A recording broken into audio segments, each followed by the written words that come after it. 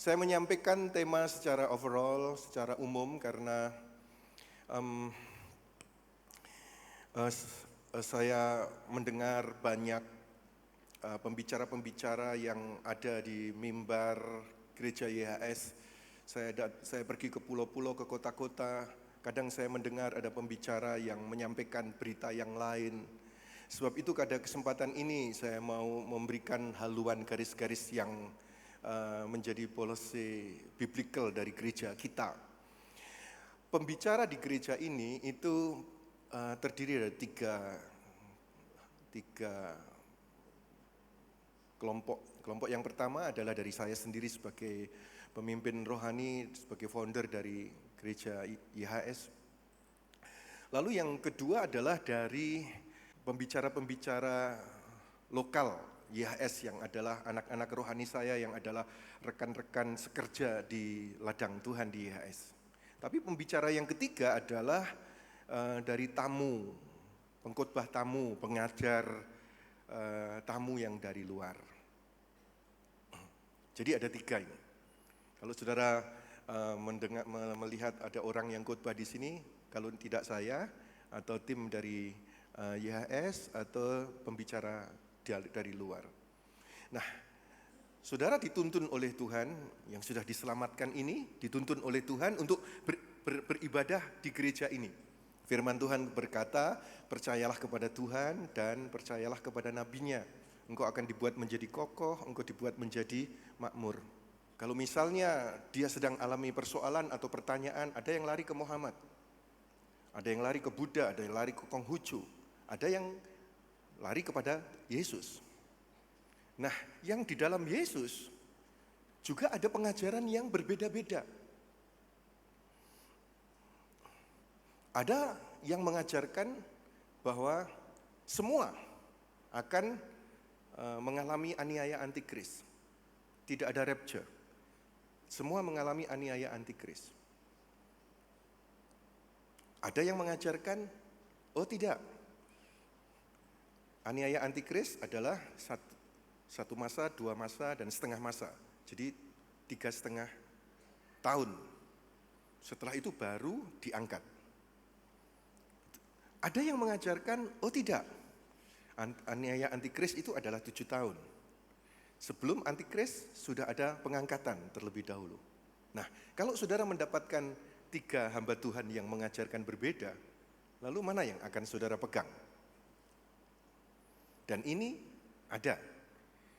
Dan ini juga orangnya terkenal-terkenal. Lalu mana yang saudara pegang? Karena saudara beribadah di gereja ini, percayalah kepada Tuhan, percayalah kepada nabinya. Imam, hamba Tuhan yang dipercaya Tuhan untuk mengajar di sini. Dan di gereja ini, saudara, percaya bahwa masa antikris 7 tahun, sebelum itu sudah ada rapture. Sehingga ketika ada hamba Tuhan lain yang mengajarkan lain, saudara berkata, aku percaya Tuhan dan aku percaya nabinya yang ada di rumah Tuhan ini. Sehingga engkau tidak akan menjadi confused, bingung. Tetapi ada satu hal lagi, saudara. Orang-orang yang percaya nama Yahweh biasanya kan ke Yahudi-Yahudian. Semua dibawa ke Ibrani-Ibranian. Gak percaya akan Yesus lagi. Tetapi bagi saya sampaikan kepada saudara, Jesus, Yeshua. Kalau saudara melihat ini, Jesus, Yeshua itu dalam bahasa Ibrani, Yod-Shin Wo-Ayin, dalam bahasa Greka, Iesous, dalam bahasa Latin, Iesus, dalam bahasa modern Inggris, Jesus. Nah, itu adalah transliterasi. Kalau Yeshua menjadi Jesus, itu transliterasi. Transliterasinya bagaimana? Di gambar ini diceritakan dari Yeshua. Jadi ketika Maria berbicara kepada Gabriel, Gabriel berkata kepadanya, beri nama anak ini Yeshua. Nama Ibrani. Pasti bukan Yesus, pasti bukan. Bukan Yesus, tetapi Maria, Yusuf, ini orang Ibrani, beri nama anak ini Yesua. Lalu kok jadi Yesus bagaimana? Ini adalah urut-urutannya, saudara. Jadi dari Yesua, A itu hilang karena di Yunani, karakter Yunani itu tidak ada huruf ayin. A itu tidak ada, jadi Yesu. Akhirnya jadi Yesu. Nah kemudian SH itu juga hilang. SH drop since there is no Greek character for Hebrew shin. Jadi di Yunani itu tidak ada huruf shin, itu tidak ada. Jadi akhirnya menjadi hanya hilang. Yeso. Lalu kemudian Yeso menjadi Ieso. Bahasa Ibrani Yeh itu sama dengan bahasa Yunani I. Y sama I itu Ibrani Y, Yunani I. Itu sama. Ibrani Y, Yunani I. Jadi akhirnya jadi Iso. Lalu kemudian huruf S ditambahkan in Greek as a nominative case ending, indicating a name. Jadi ditambahkan huruf S karena itu nama. Jadi Isos. Lalu kemudian O hilang dalam original King James Bible, jadi Isos. Lalu letter J itu diperkenalkan ketika abad 14. Lalu kemudian mereplacing huruf I jadi Jesus. Kesimpulannya, the name Jesus is a transliteration of the Hebrew name Yeshua, which is a shortened from of Yehoshua atau Yoshua. The name Yeshua literally means salvation. Dan ini ada di sini, di kamus di paling belakang. Jadi Yeshua menjadi Jesus itu transliterasi. Yahweh sama sekali tidak ada hubungannya dengan Tuhan tetangga. Jadi Bapa Yahweh, Yod Hewahwe menjadi manusia Yeshua yang juga adalah Yesus pribadi yang sama. Dialah our salvation, juru selamat kita. Tepuk tangan yang meriah bagi Kristus Yesus Tuhan. Dan kalau ada pembicara, pengkhotbah berbicara ini, percayalah kepada Tuhan, percayalah kepada nabinya. Di rumah Tuhan ini. Oke, saudara-saudara, mungkin ada pembicara yang lain yang berbeda, bukan hanya tentang rapture, kedatangan Tuhan, tentang nama Bapa. Tetapi ada yang mungkin berkata, usaha keras adalah cara untuk selamat dan diberkati. Kalau seandainya ada berkata demikian, saya katakan tidak. Saudara dan saya, Bible berkata, kita diselamatkan bukan karena usaha. Tetapi Efesus pasal 2 ayat yang ke-8 disebutkan karena anugerah. Kamu telah diselamatkan oleh iman, itu bukan karena usahamu, tetapi pemberian Elohim. Yang setuju katakan amin.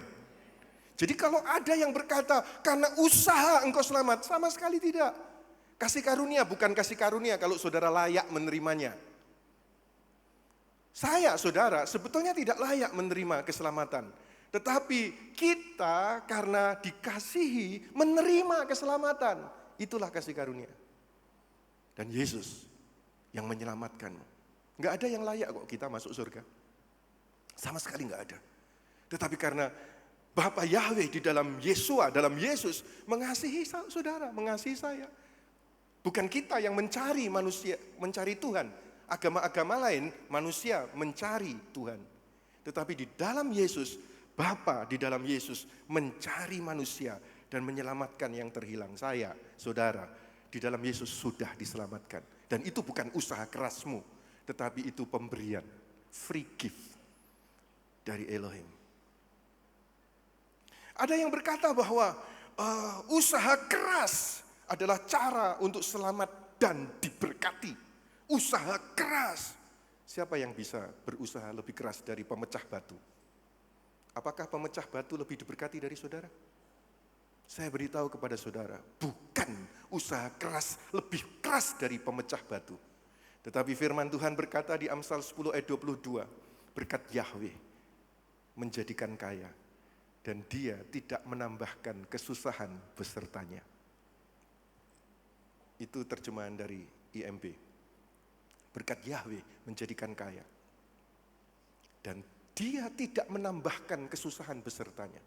Berkat dunia, berkat setan, mungkin bisa sepertinya memberi kaya, tapi ditambahi dengan kesusahan. Tapi kalau berkat Yahweh di dalam Yesus, engkau dijadikan kaya dan tidak ditambah kesusahan beserta kekayaan itu. Itulah murninya Tuhan, itulah mulianya Tuhan. Mau tepuk tangan untuk Tuhan Yesus? Bisa 2 kali lebih meriah dari itu bagi Kristus Yesus Tuhan. Katakan amin. Jadi kalau ada pengajar yang berbeda, saudara, peganglah akan hal ini. Mungkin ada lagi pengajar lain yang mengajarkan perpuluhan itu Taurat, tidak usah dilakukan. Saya katakan tidak. Saudara-saudara, karena perpuluhan itu ada sebelum Taurat. Musa, Tuhan memberikan Taurat kepada Musa, kepada umat Israel. Tapi Abraham, Ishak, Yakub itu sebelum Musa. Dan Abraham sudah membawa persepuluhannya. Dan kemudian, saudara, Abraham membawa persepuluhannya. Dan dia mengajarkan kepada anak-anaknya.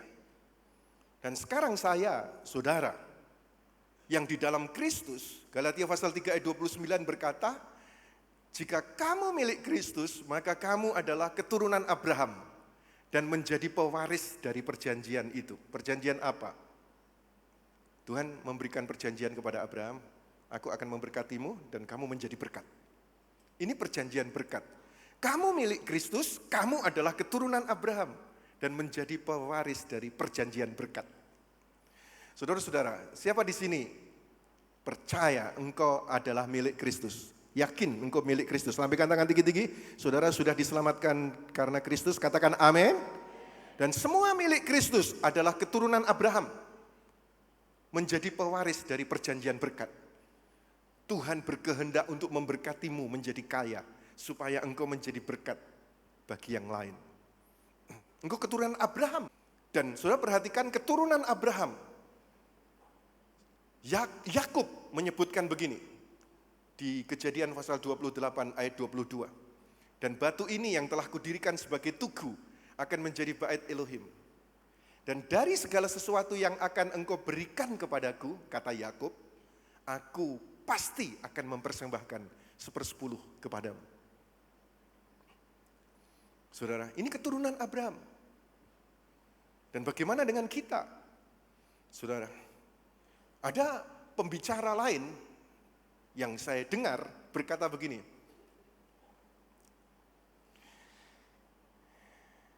Melkisedek memberi roti dan anggur.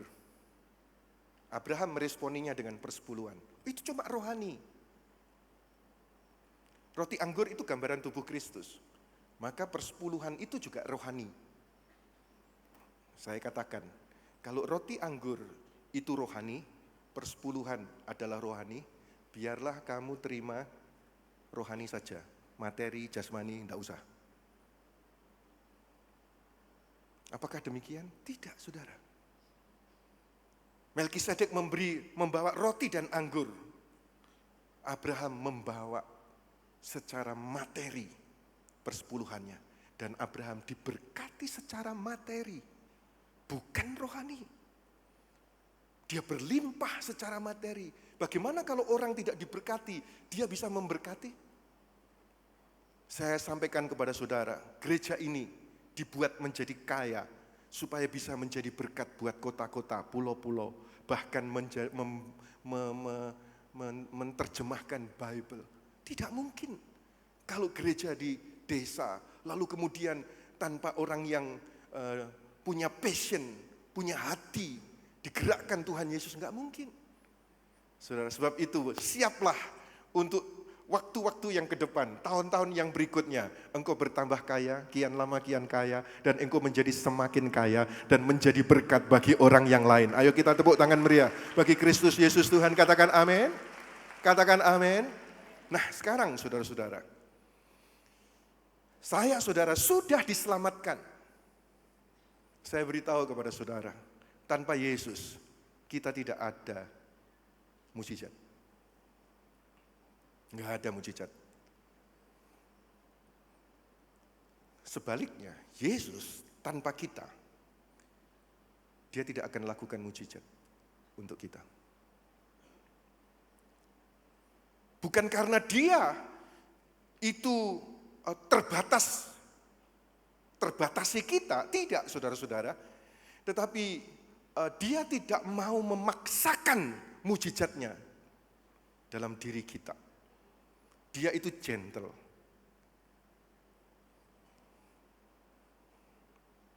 Sebab itu, mujizat Tuhan itu terjadi apabila engkau memiliki percayamu. Janji Tuhan, percaya. Firman Tuhan, percaya. Only believe. Percaya saja. Percaya saja. Saudara, mujizat Tuhan itu tidak terjadi karena usaha keras kita.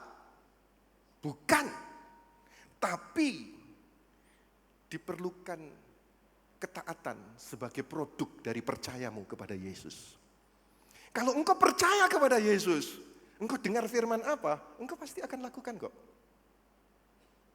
Karena engkau percaya dia mengasihimu, karena engkau percaya dia mampu, maka kemudian ketika engkau percaya, engkau akan berbuahkan ketaatan. Padahal ketaatan itu tidak sepadan dengan hasil yang akan saudara dapatkan. Ketaatan kita ini loh tidak sepadan dengan hasil yang akan saudara miliki. Saya akan memberikan contoh. Ketika Musa membelah laut, mujizat laut terbelah. Firman Tuhan berkata begini kepada Musa. Keluaran pasal yang ke-14 ayat 16. Namun engkau angkatlah tongkatmu dan ulurkanlah tanganmu, belahlah laut itu. Biarlah Bani Israel masuk ke tengah-tengah laut itu dan berjalan di tanah yang kering. Tuhan berfirman kepada Musa, angkatlah tongkatmu, ulurkanlah tanganmu, belahlah laut itu. Musa percaya. Kalau nggak percaya dia nggak akan lakukan. Musa percaya produknya adalah ketaatan. Dia cuma mengangkat tongkat gini aja. Sesuatu yang biasa loh. Ketaatan karena percaya ini sesuatu yang biasa. Tetapi produknya, hasilnya luar biasa. Next. Lalu Musa mengulurkan tangannya ke atas laut. Dan Yahweh membuat laut itu berbalik kembali oleh angin timur yang keras sepanjang malam. Membuat laut itu menjadi tanah yang kering. Dan airnya terbelah. Saudara-saudara, Musa lakukan sesuatu yang biasa. Tuhan lakukan luar biasa. Pertanyaannya sekarang, saudara jawab dalam hati saja. Seandainya yang mengangkat tongkat itu adalah Miriam atau Harun, laut terbelah? Saya bisa menjawab dalam hati. Seandainya yang mengangkat tongkat Harun atau Musa nyuruh yang lain, angkat tongkat, jadi tidak, saudara. Atau seandainya Musa dapatkan firman itu, dia tidak merespon apa-apa. Dia nggak angkat tongkat, apakah terbelah? Sama sekali tidak. Tapi saya tidak berkata, kita harus melakukan bagian kita, dan Tuhan melakukan bagiannya. Sama sekali tidak, saudara. Saya tidak katakan itu. Karena orang Jawa berkata, ngangkat tongkat itu loh, enggak bejaji. Bejaji itu apa sih? Enggak Nggak sepadan. Nggak ada apa-apanya mengangkat tongkat gini. Lalu apakah saudara berani berkata, mari kita lakukan bagian kita, lalu biarlah Tuhan melakukan bagiannya. Tidak, saudara. Yang saya sampaikan kepada saudara, ketika Tuhan berfirman kepadamu, karena engkau percaya kepadanya, maka engkau melakukan. Walaupun hal yang biasa, tunggu hasil yang dari Tuhan. Pasti luar biasa terjadi dalam keluargamu, dalam usaha pekerjaanmu. Bisa tepuk tangan yang lebih meriah lagi bagi Kristus Yesus Tuhan. Katakan amin. Saudara, Musa ketika itu mendengar banyak firman. Banyak firman. Salah satunya adalah angkat tongkatmu. Dan dia merespon. Karena percayanya kepada Tuhan. Saudara juga begitu. Engkau mendengar firman 45 menit lah. Atau 1 jam. Dari 45 menit atau 1 jam itu mungkin ada satu kalimat yang saudara responi secara natural. Hal yang supranatural terjadi.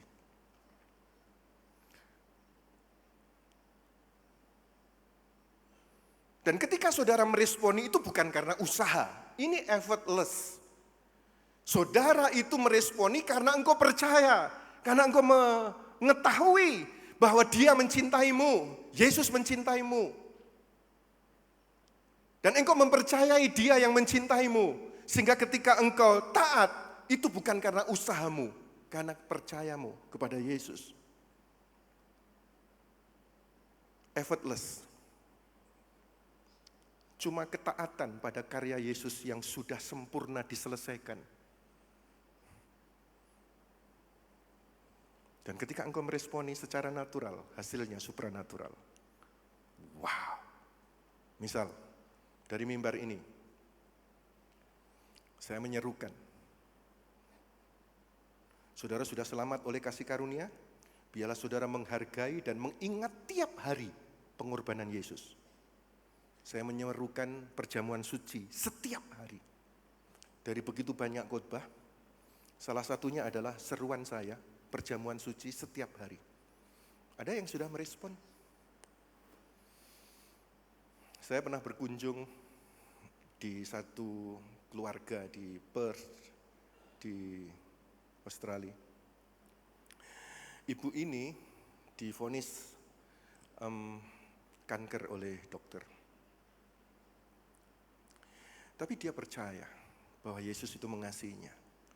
Tiap hari ketika dia masak, ketika dia membersihkan karpet rumahnya, ketika dia sebagai ibu rumah tangga, selalu ada headphone, pujian, mendengarkan pujian kepada nama Yesus. Dan tiap hari dia berjamuan suci. Dia cuma taat saja, dia tidak tahu akan hasilnya kemudian. Ketika saya datang ke sana, kan tidak ada pembantu, saudara. Datang ke rumahnya, nggak ada yang menyambut. Terus saya masuk sampai ke belakang. Saudara, dia ada di dapur lagi masak dan lain sebagainya. Saya panggil dia dan kemudian dia kaget. Lagi apa? Oh ya ini perjamuan suci setiap hari. Ini mendengar firman, mendengar pujian. Oke. Akhirnya miracle happen. Mujizat terjadi. Dia disembuhkan. Saya suruh dia saksi. Lalu saya ajari, saksimu tambahi ayat. Lalu kemudian dia jadi khotbah. Dan dia khotbah tentang mujizat Yesus. Dan bukan hanya itu saja. Akhirnya dia membuat healing center di Perth. Saudara, ada orang yang menyediakan tempat untuk kumpulnya, orang-orang yang sakit, ibu-ibu. Lalu jadi healing center. Dan bukan hanya itu, dia diundang ke negara lain. Dan sekarang keliling ke negara-negara. Berbicara tentang Yesus melakukan kesembuhan sampai hari ini. Nama Tuhan dipermuliakan. Ayo tepuk tangan yang meriah bagi Kristus Yesus Tuhan. Nah, saudara-saudara, dia percaya dan meresponi hal yang sepele. Hal yang biasa. Hasilnya karya Tuhan. Dan saya rindu supaya bukan hanya memberi pengaruh kepada ibu ini. Saya ingin supaya engkau juga dapatkan pengaruh yang luar biasa. Saudara, berikut sekarang, mari kita lihat. Ada mujizat yang lain, minyak yang dilipat gandakan. Ketika itu ada seorang wanita yang utangnya banyak. Coba dibaca saja peristiwanya. Salah seorang wanita dari istri-istri kelompok para nabi berseru kepada Elisa dan berkata, hambamu suamiku sudah mati dan engkau mengetahui bahwa hambamu ini takut akan Yahweh. Namun penagih utang, ini terjemahan IMB. Ternyata bahasa Indonesia yang benar itu bukan hutang, tapi utang. Di KBBI, Kamus Bahasa Indonesia, Kamus Baru Bahasa Indonesia KBBI, itu ternyata hutang itu enggak ada. Yang betul itu utang. Karena itu IMB pakai kata utang. Namun penagih utang telah datang untuk mengambil kedua anakku sebagai budaknya. Jadi dia utang, enggak bisa bayar, budaknya, dua anaknya mau diambil sebagai budak. Maka Elisa berkata kepadanya, apakah yang dapat aku perbuat bagimu? Beritahukanlah kepadaku, apa yang engkau miliki di rumah? Lalu ia berkata, hambamu ini tidak memiliki sesuatu apapun di rumah, kecuali sebuah buli-buli berisi minyak. Sebuah buli-buli berisi minyak. Itu saja yang dia punya. Lalu Elisa berkata, pergilah, pinjamlah bejana-bejana dari semua tetanggamu. Bejana, ini buli-buli kecil, pinjamlah bejana dari semua tetanggamu yang dia kenal di sekitarnya. Juga bejana-bejana yang kosong, namun janganlah terlalu sedikit jumlahnya. Next. Kemudian setelah engkau dan anak-anakmu masuk, tutuplah pintunya dan engkau harus menuangkan minyak ke dalam semua bejana itu. Lalu sisihkanlah bejana-bejana yang sudah penuh. Kemudian wanita itu meninggalkan Elisa. Setelah ia dan anak-anaknya masuk dan menutup pintu rumah, anak-anaknya membawa bejana-bejana kepadanya dan ia terus menuang. Ketika bejana-bejana itu sudah penuh, wanita itu berkata kepada anak-anaknya, berikan bejana lain kepadaku. Seorang dari anaknya berkata kepada ibunya, tidak ada lagi bejana yang lain. Maka stop, minyak itu berhenti mengalir. Next. Kemudian wanita itu datang memberitahu abdi Elohim berkatalah Elisa, pergilah, jualah minyak itu, bayarlah utangmu. Engkau dan anak-anakmu akan hidup dari sisanya. Saudara, ini mujizat, serius ini mujizat. Laut terbelah tadi mujizat. Ini juga mujizat. Apa yang dilakukan oleh wanita ini? Melakukan sesuatu yang biasa. Disuruh untuk meminjam bejana-bejana, gentong-gentong. Itu kan hal biasa toh. Lalu disuruh menuangkan buli-buli yang berisi minyak yang dia punya, suruh nuangkan. Kan biasa toh. Semua orang melakukan biasa.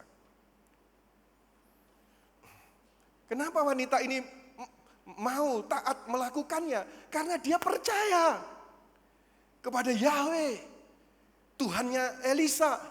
Dia percaya sehingga dia melakukan karena percayanya itu. Tuangkan biasa. Tetapi percayanya menghasilkan sesuatu yang luar biasa. Ini dituang, gentong itu penuh, gentong lainnya. Ini enggak habis-habis, saudara. Begitu semuanya sudah penuh, stop. Itulah miracle. Coba kalau nanti saudara pulang, pinjamlah gentong ke tetangga. Lalu minyak kelentik saudara, satu botol itu, saudara, tuangkan di gentong itu. Ya sudah entek, saudaraku. Karena bukan mujizat. Dan dengan mujizat itu, ternyata semua utangnya sudah dibayarkan. Buat saya, buat saudara, firman ini adalah untuk janda tersebut. Dan itu miracle. Saya dan saudara itu sebetulnya persis seperti itu sebelumnya. Saya saudara selamat karena kasih karunia. Dan di hidup kita ini seperti bejana dengan minyak di dalamnya. Dan Tuhan mau melalui kita ini. Saya pernah menulis lagu dari ayat tersebut. Ku punya harta surga dalam bejana tanah liat. Ini bejana tanah liat, tapi kita punya harta. Sehingga ku dapatkan kekuatan besar dari Tuhan. Saat ditindas, ku tidak terjepit. Habis akal pun, ku tak putus asa. Ku dihempaskan dan tidak binasa. Ya Roh Kudus, ajaib kuasanya. Ketika nulis lagu itu dalam keadaan yang sangat buruk sekali saya. Tertekan, ditindas, dihempaskan. Tetapi sekarang saya bisa berdiri di hadapan saudara. Ditindas, ditekan, dihempaskan, tidak binasa. Karena anugerah Tuhan ada atas saya, atas kita semuanya. Ayo kita tepuk tangan yang meriah buat Tuhan kita. Nah, saya punya bejana ini, ada harta, ada Roh Kudus, ada minyak. Tapi sebetulnya kita ini adalah orang yang berutang. Kolose pasal 2 ayat 14. Dia telah menghapus surat utang yang menuntut dan mengancam kita dengan segala ketentuan yang berat. Dan itu ditiadakannya dengan memakukannya pada salib. Karena dosa, kita ini orang utang. Dituntut, diancam, didakwa dengan ketentuan yang berat. Tetapi oleh karena anugerah Yesus, itu semua, utang ini semua ditiadakannya dengan memakukannya pada salib. Saudara yang di dalam Yesus Kristus, tidak ada condemnation, tidak ada penghukuman. Engkau bukan orang yang berutang, karena surat utang saudara sudah dipakukan pada kayu salib. Engkau adalah orang yang merdeka. Engkau bukan orang yang terhukum, tetapi orang yang diberkati, orang yang hidup, diselamatkan. Sudah terhapus semua surat utang kita. Kita berutang bukan kepada daging, bukan kepada dosa. Tetapi saudara, Paulus berkata di Roma pasal 1 ayat yang ke-14. Aku adalah orang yang berutang. Paulus ini ada di dalam kasih karunia. Tetapi dia adalah sadar. Utangnya karena dosa sudah dihapus. Tapi dia membuat statement, aku ini adalah orang yang berutang. Baik kepada orang Yunani maupun kepada orang bukan Yunani. Baik kepada orang bijak maupun kepada orang bodoh. Kenapa dia merasa berutang? Karena dia sendiri sudah alami kasih Yesus. Dia pembunuh. Dia penganiaya murid Yesus. Dia membuat menderita pengikut Yesus. Tapi kemudian dia dapat kasih karunia, dia diselamatkan. Yang seperti ini. Dan karena kecintaannya kepada Tuhan Yesus, dia merasa berutang jiwa-jiwa itu. Supaya jangan dirinya saja yang diselamatkan bagi Yesus, tapi supaya mereka juga diselamatkan bagi Yesus. Nah, karena dia merasa sedemikian, saudara, apa yang dia lakukan next? Demikianlah aku ingin sekali memberitakan Injil kepadamu juga yang ada di Roma. Dia sadar dicintai Yesus dan sudah selamat. Dan dia ingat ada teman-temannya, ada jiwa-jiwa yang di luar sana. Sebab itu terdorong karena cintanya kepada Yesus, dia menjangkau mereka, memberitakan Injil supaya mereka pun diselamatkan bagi kemuliaan Kristus Yesus. Saudara-saudara, jika ada orang yang berkata begini, oh aku sudah di dalam kasih karunia.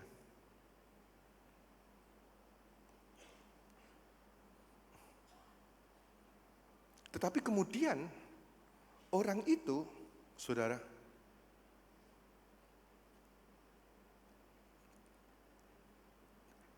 tidak melangkah atau tidak menghasilkan, tidak ada tindakan untuk action daripada kasih karunia yang sudah dia punyai, itu pasti ada sesuatu, something wrong. Orang yang hidup di dalam kasih karunia, yang sudah alami kasih karunia, bukan seperti ini. Kalau ada orang yang berkata, aku sudah di dalam kasih karunia,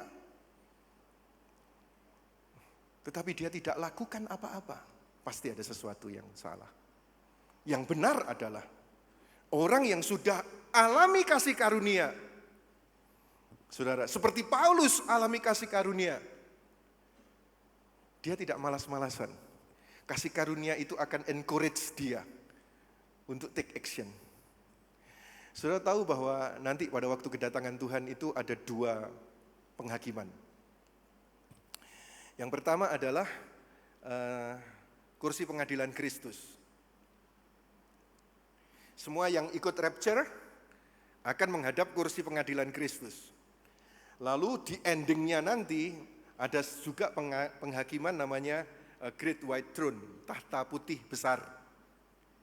Semua orang dihakimi di sana, semua kitab dibuka kitab kehidupan, namanya yang tidak ada di dalam kitab kehidupan dimasukkan ke Gehenna, ke neraka. Jadi ada 2 penghakiman. Ini penghakiman, ini judgment seat of Christ, kursi pengadilan Kristus. Semua yang diangkat menghadap kursi pengadilan Kristus. Lalu apanya yang dihakimi di sini? Dosanya? Tidak. Semua yang diangkat adalah orang-orang yang sudah diselamatkan.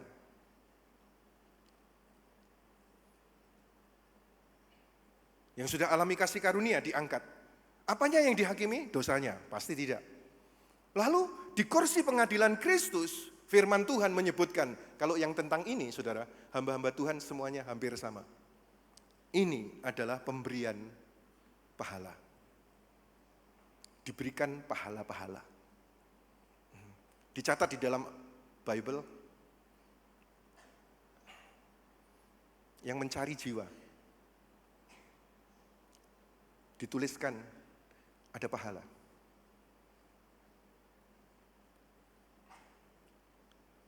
Yang hidup dalam kebenaran, dituliskan ada pahala. Yang memelihara jiwa, menjaga jiwa, merawat jiwa, seperti di FB begitu, ada pahala. Yang berani menderita, daya, doa, dana, bahkan sampai menderita, ada pahala. Dituliskan di Bible. Dan yang mati syahid, ada pahala. Saudara mau pahala-pahala itu? 5-5-nya.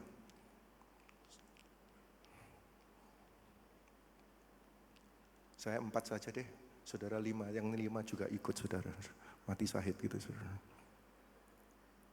Tetapi toh seandainya diizinkan mengalami sampai ke-5, itu sesuatu luar biasa. Saya beritahu kepada saudara, semua yang under grace, kasih karunia itu akan mendorong dia. Karena di sana itu kursi pengadilan Kristus, pemberian pahala. Dan mereka yang hidup di dalam kasih karunia itu akan mendorong dia bukan untuk malas, tetapi untuk melakukan perbuatan-perbuatan baik yang disediakan Tuhan sebelumnya. Ini adalah exhortation, nasihat, advices. Dan Bible kita ini banyak nasihat. Biarlah engkau menambahkan imanmu menambahkan kepada imanmu kerajinan dan seterusnya dan seterusnya. Dan saudara sudah diselamatkan. Biarlah kasih karunia itu mendorongmu untuk memahami, oh ada ini, ada ini, ada ini. Saudara-saudara, inilah yang penting yang saudara dan saya pahami. Dan kemudian Paulus, dia memberitakan Injil kepada orang yang lain. Saudara yang sudah dalam kasih karunia, saya mendorong saudara, ada bejana-bejana yang kosong. Maukah engkau dipakai Tuhan untuk menjangkau mereka? Kalau hari ini engkau datang sendiri, Senin, Selasa, Rabu, Kamis, Jumat, ketemu mereka, biarlah engkau juga menjangkau mereka bagi Yesus. Karena engkau sendiri rasa tidak layak toh, sudah diselamatkan Yesus. Engkau merasa berutang, aku enggak layak kayak gini diselamatkan. Aku utang sama dia itu, supaya dia juga diselamatkan bagi Yesus.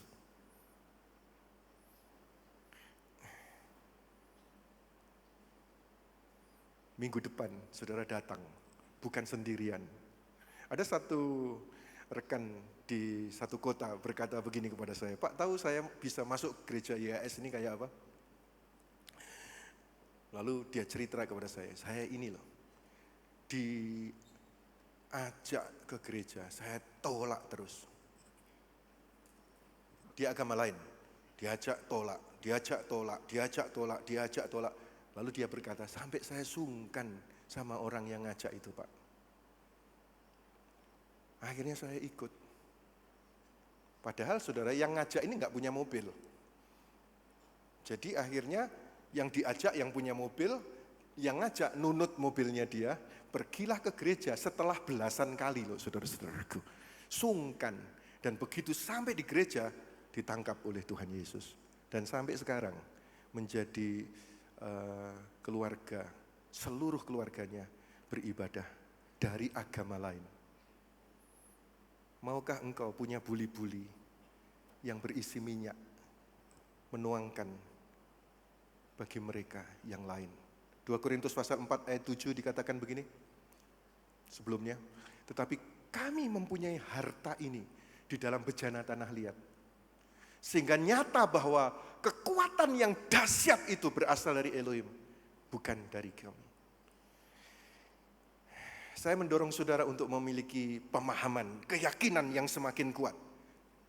Dirimu itu adalah bejana yang sudah diberi harta. Engkau ini sudah diselamatkan.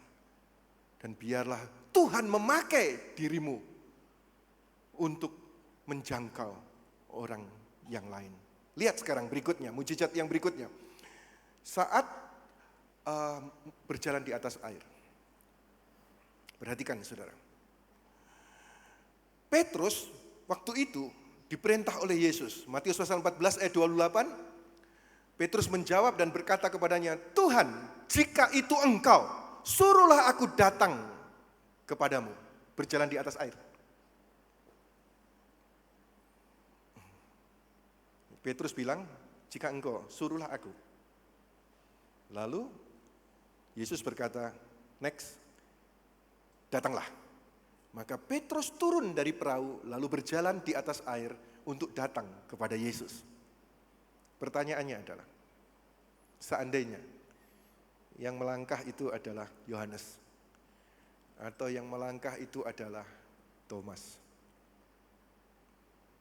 berjalan di atas air, saudara tahu jawabannya.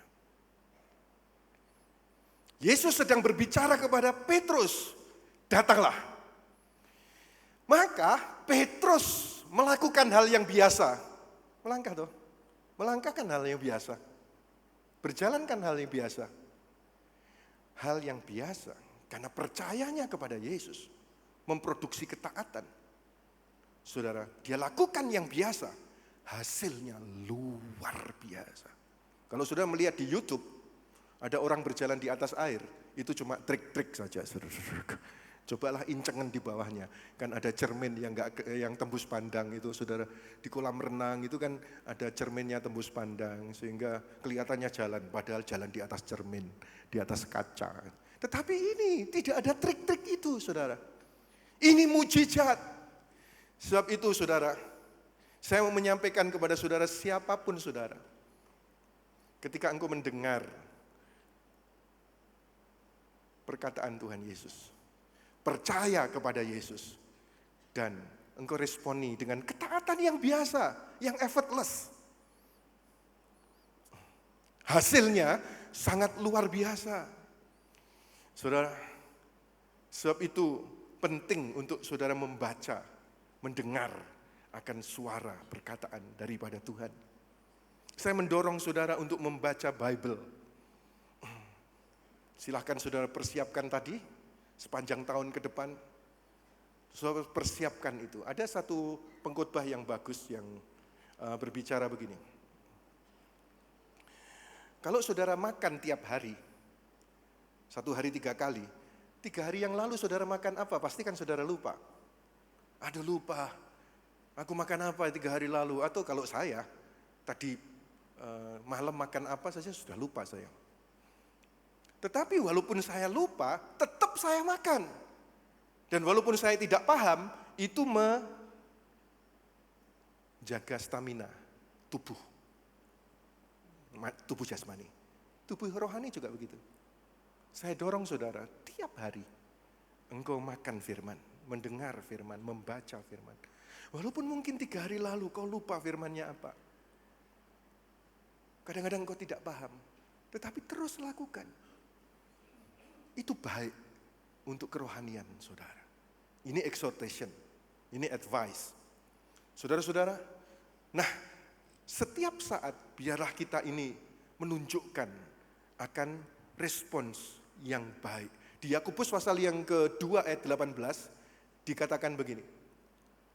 Sebaliknya seseorang akan mengatakan, engkau memiliki iman dan aku memiliki perbuatan. Tunjukkanlah kepadaku imanmu tanpa perbuatan dan aku akan menunjukkan kepadamu imanku dari perbuatan. Ada yang mengajarkan begini.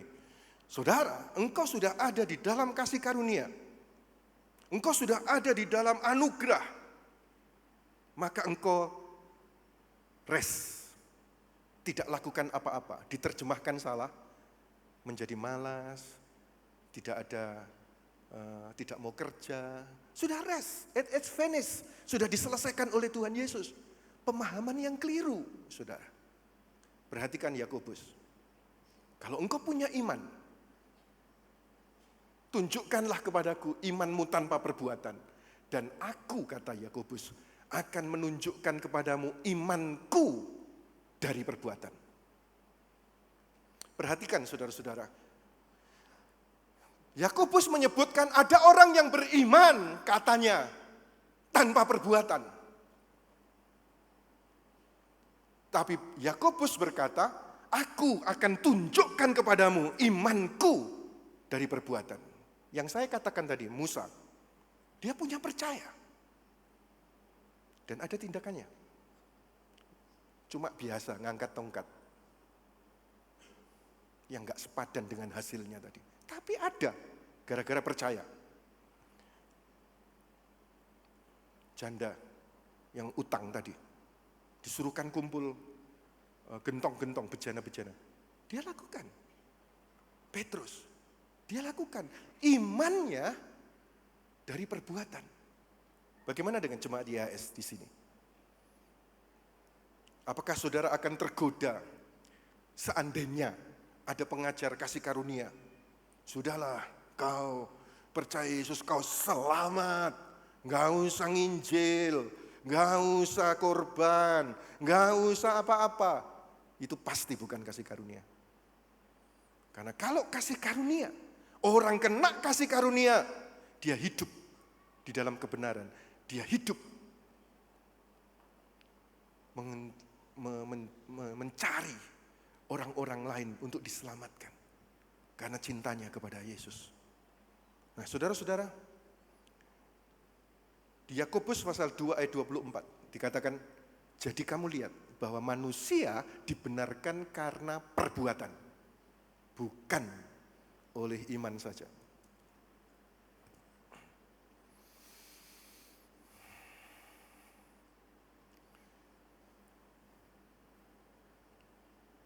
Tapi ayat ini bisa diterjemahkan, dikhotbahkan seperti ini. Jadi saudara-saudara, pengajar kasih karunia itu salah. Kita ini selamat itu karena perbuatan, saudara. Harus amal, harus berbuat baik. Karena susah selamat itu kayak rambut dibelah 7. Harus lakukan itu. Lihat Yakobus 2 ayat 24. Karena manusia dibenarkan dengan perbuatan. Amin, saudara. Saudara dulu menjawabnya, amin. Tapi sebetulnya apa sih ayat ini artinya? Coba ya dibaca pelan-pelan. Semua membaca ayat tersebut. 1, 2, 3. Jadi, semua katakan 1, 2, 3. Jadi kamu lihat bahwa manusia dibenarkan karena perbuatan, bukan oleh iman saja. Mana yang duluan? Orang ini selamat karena perbuatan dulu atau karena iman dulu? Yang berkata orang ini selamat karena perbuatan dulu. Angkat tangan tinggi-tinggi. Yang berkata orang ini selamat karena iman dulu. Angkat tangan tinggi-tinggi. Ya, saudara sudah memahami kalau begitu. Jadi Yakobus kepengen memberitahu orang itu diselamatkan bukan oleh iman saja. Tanpa dilihat ada sesuatu karena percayanya. Kalau sudah membaca Yakobus pasal 2 secara seluruh, disebutkan di situ ada 3. Tiga-tiganya percaya, beriman kepada Tuhan. 1, Abraham. Karena iman Abraham diselamatkan. Dan dia mempersembahkan anaknya. Iman disertai perbuatan. Yang kedua, Rahab. Karena iman Rahab percaya, maka dia menyembunyikan spies, pengintai pada zaman Yosua di rumahnya. Karena percaya kepada Tuhannya Yosua. Tembok Yeriko dirobohkan itu, disembunyikan oleh pelacur Rahab. Karena iman, ada perbuatan. Lalu yang ketiga, setan. Setan juga percaya kepada Tuhan. Tetapi tidak ada perbuatan sama sekali dari hasil percayanya. Dia percaya Tuhan, ngakui, tetapi apakah dia nyembah, respek, hormat, dan lain sebagainya sebagai ekspresi dari percayanya? Tidak. Dari mimbar ini saya sampaikan kepada saudara, siapapun saudara, engkau yang di dalam kasih karunia, engkau diselamatkan oleh iman. Dan kasih karunia itu akan mendorong saudara untuk eagerness, memiliki kesungguhan, keseriusan. Kasih karunia itu akan mendorong saudara melakukan perbuatan-perbuatan baik yang dipersiapkan Elohim sebelumnya untuk kita. Mungkin hal yang biasa, mengangkat tangan, menuangkan minyak, melangkah, hal yang biasa. Anak bungsu yang di kandang babi, yang kelaparan, yang miskin. Dia percaya di rumah bapaknya ada kelimpahan. Apa yang dia lakukan? Pulang ke rumah, itu kan biasa. Padahal sementara pulang, di benaknya ada pemahaman begini, sudahlah biarkan aku jadi orang upahan bapakku saja. Tapi dia melakukan hal yang biasa. Karena percaya kepada bapaknya. Dan hasilnya sesuatu yang luar biasa. Dia dapatkan kasut baru, jubah baru, cincin, pesta. Wow, sesuatu yang mengubah kehidupannya. Saudara datang ke gereja. Itu kan hal biasa. Kau lakukan hal biasa. Tinggal tunggu saja. Perkara-perkara luar biasa akan menanti di depan saudara. Untuk pekerjaanmu, untuk usahamu. Untuk keuanganmu. Percaya katakan amin. Saudara-saudara, orang yang hidup di dalam kasih karunia diperlukan exhortation, nasihat-nasihat. Sebab itu dari mimbar ini bukan hanya menyampaikan yang vertikal, tetapi diperlukan nasihat-nasihat supaya satu sama lain saling mendorong, menasihati, menguatkan, menghibur. Karena di dalam Yesus Kristus, Dia sudah menyelesaikan semuanya. Ada banyak hal yang baik yang sudah kau alami, yang sedang kau alami, dan yang akan kau alami lagi dan lagi dan lagi.